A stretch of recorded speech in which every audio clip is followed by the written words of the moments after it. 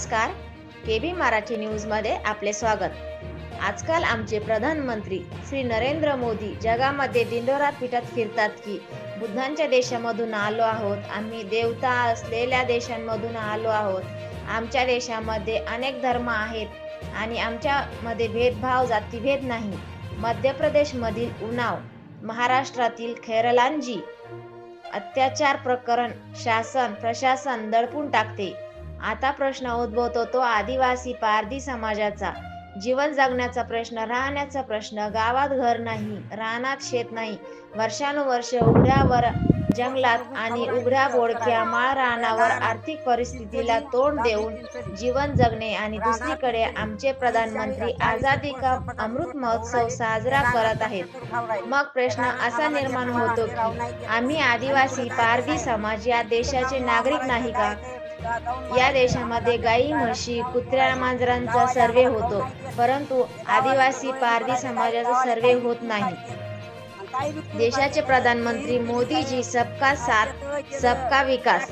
मग प्रश्न असा निर्माण होतो की प्रधानमंत्री जे म्हणतात देशातील सर्व आदिवासी जमातींना घरकुल आणि वन जमिनीचे पट्टे आदिवासी समाजाच्या नावे करून सातबारा वाटप करण्यासंदर्भात आदिवासी समाजाला जर जमिनीचे पट्टे वाटप केल्याने त्यांच्या नावे कायमचे सातबारे दस्तऐवज वाटप करून त्यांना स्वतःची शेत असेल तर आदिवासी विकास प्रकल्प त्यांच्याकडून त्यांना योजनांच्या माध्यमातून शासनाने आणि ग्रामपंचायतीने तुम्हाला आजूबाजूला घरकुल दिले परंतु तुम्हाला दिले नाही।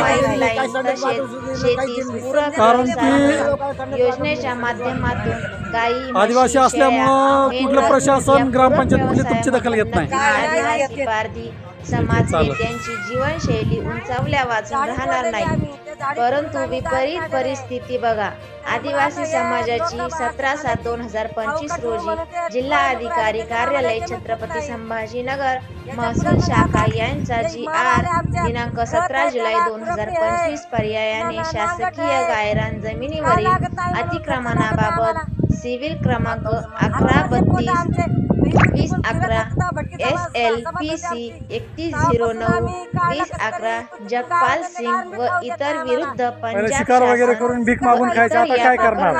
माननीय सर्वोच्च न्यायालयाने दिनांक 28 जानेवारी 2011 रोजी पारित केलेल्या निर्णयाच्या अनुषंगाने सुयोग्य कार्यवाही करण्यासंदर्भात शासन निर्णय प्रजमीन या तुमच्या सरकारी गायरान आणि पाण्याच्या टाक्या तुमच्याच शेतामध्ये आहेत अशा या सर्वोच्च न्यायालयाच्या निर्णयाने आदिवासी पारधी समाज वर्षापासून चाललंय आलेला आहे।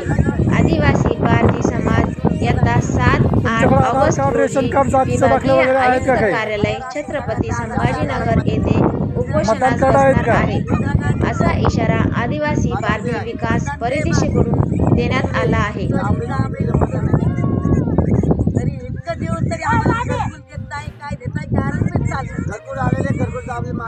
आपल्याला या अनुषंगाने शासनाने कुठल्या नोटिसा दिलेल्या आहेत का? आता मी पंढरी बालू पवार, केबी न्यूज प्रतिनिधी। आमच्या आदिवासी पारधी समाजांच्या वस्ती शेजारी गावातल्या लोकांनी तिथं स्मशानभूमी मृत्यू झालेल्या व्यक्तींचं जाळण्यासाठी स्मशानभूमी बनवलेली आहे, ती हटवण्यासाठी किंवा इतर ठिकाणी बदलून घेण्यासाठी आदिवासी पारधी समाजाकडून आपल्या विभागीय आयुक्तांना एक निवेदन देणार आहोत। कृपया त्या निवेदनाचा गांभीर्यपूर्वक विचार करावा आणि इथली स्मशानभूमी हटवण्यात यावी ही नम्र विनंती। धन्यवाद।